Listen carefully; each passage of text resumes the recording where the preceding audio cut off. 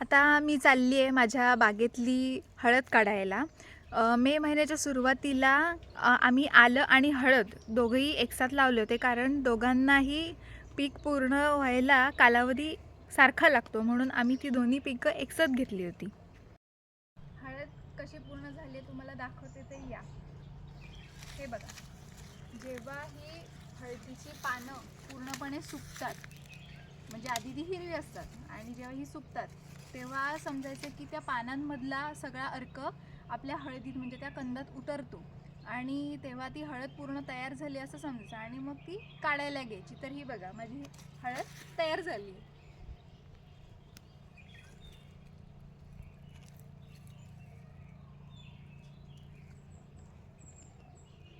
आणि आता मी हळद काढायला घेणार आहे.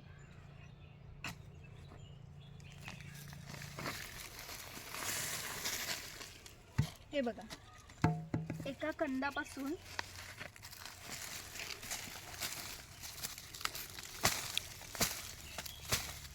हा एवढा मोठा हळदीचा घड तयार झाला आहे बघा. हे मातृकंद आणि हे बाकीचे आले ही आपली हळद. हे बघा, हे बघा.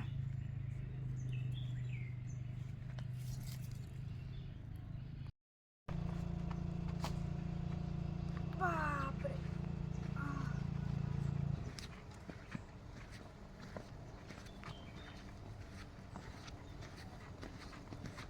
ही माझी अर्धीच हळद काढून झाली, अजून मला एवढीच काढायची.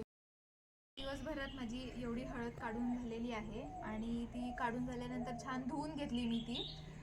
आणि हे मातृकंद आहे आणि ही त्याच्या बाजूला ही अशी हळद होती, हे दोन्ही वेगळं करून घेतलेलं आहे. हे जे मातृकंद आहे हे तुम्ही पुन्हा हळद लागवडीसाठी वापरू शकता. जेव्हा तुम्हाला हळद लागवड करायची त्याच्या अगोदर, म्हणजे आता हे मी काढले, तर हे छान धुवून गोणमध्ये भरून ठेवायचं आणि जिथे सूर्यकिरण येत नाही अशा ठिकाणी हे ठेवून द्यायचं आणि जेव्हा पुन्हा लागवड करायची तेव्हा वापरू शकतो. आणि आता ही माझी हळद काढून तयार आहे.